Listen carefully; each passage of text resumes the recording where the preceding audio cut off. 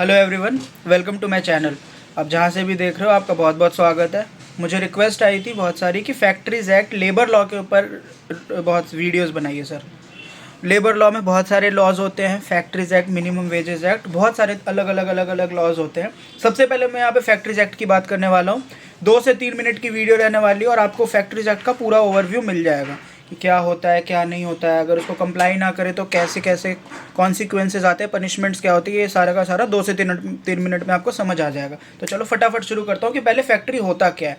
तो एक फैक्ट्री ऐसी जगह होती है जहाँ पर 10 या 10 से ज़्यादा वर्कर काम करते हैं मशीन्स के साथ, और अगर 20 या 20 से ज़्यादा वर्कर काम करते हैं विदाउट मशीन। देखो बात समझो, 10 या 10 से ज़्यादा वर्कर विथ मशीन और 20 या 20 से ज़्यादा वर्कर विदाउट मशीन, तो उसको फैक्ट्री कहते हैं।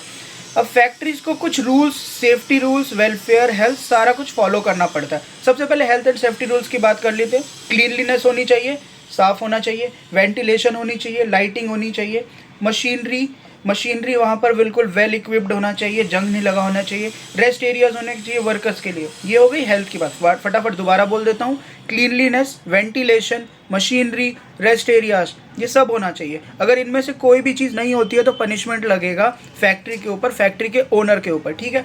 वर्किंग आवर्स की बात कर लें तो वर्कर्स जो है वो 9 आवर पर डे से ज़्यादा काम नहीं कर सकते, और अगर पूरी वीक की बात करें तो 48 आवर्स से ज़्यादा पूरे वीक में काम नहीं कर सकते। उनको एक full day off per week मिलना चाहिए। यूजुअली संडे हो सकता है, लेकिन कोई भी दिन हो, लेकिन हफ्ते में एक दिन उनको ऑफ तो मिलना ही चाहिए। ओवर टाइम की बात करें, अगर वर्कर एक्स्ट्रा आवर काम करता है तो उनको डबल पे करना चाहिए। एक्स्ट्रा आवर काम करता है तो डबल पे करना चाहिए, ठीक है। वेजेस की बात कर ले तो वेज जो होना चाहिए वो फुल टाइम होना चाहिए और टाइम पे होना चाहिए। कोई भी डिडक्शन जो होगा वो अप्रूव्ड बाय लॉ, जो लॉ के द्वारा अप्रूव्ड है उसके बाद ही कोई भी डिडक्शन हो सकता है, वरना नहीं होना चाहिए। यंग वर्कर्स को प्रोटेक्शन मिली गई है। कोई भी 14 साल से कम का बच्चा अगर काम करता है तो वो इलीगल है।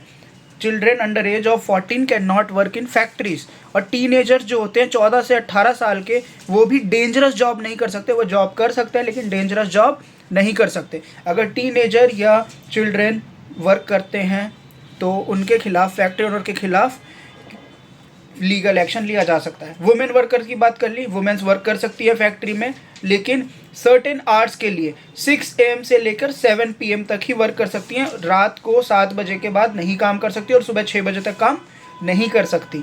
अगर ब्रेक रूल, वुमेन हार्मफुल काम भी नहीं कर सकती, डेंजरस काम भी नहीं कर सकती। वर्कर्स की लीव की बात कर लिए, एक सर्टेन नंबर ऑफ डेज की लीव उनके लिए एंटाइटल्ड होती है। रजिस्ट्रेशन होना चाहिए फैक्ट्रीज़ का, लाइसेंस होना चाहिए ऑपरेट करने के लिए।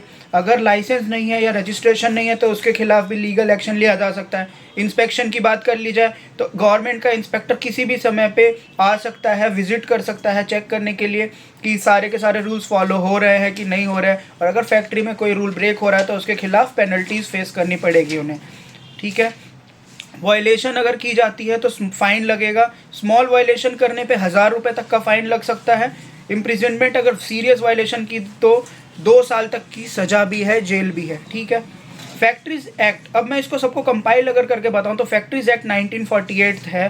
वो वर्कर्स की सेफ्टी, हेल्थ, उनकी सिक्योरिटी, उनको रेस्ट, उनकी छुट्टी, इन सब चीज़ों से डील करता है। ये जो पूरा फैक्ट्रीज एक्ट का जो ऊपर से मैंने आपको सारी चीज़ें बता दी, अगर आप इतना भी सुन लेते हो तो आपको बहुत फ़ायदा होगा। आपको फैक्ट्रीज एक्ट का ओवरव्यू बहुत अच्छे से मिल जाएगा। ऐसी वीडियोज़ के लिए बने रहे। लेबर लॉ के एक और वीडियो के साथ मैं ज़रूर मिलूँगा। धन्यवाद।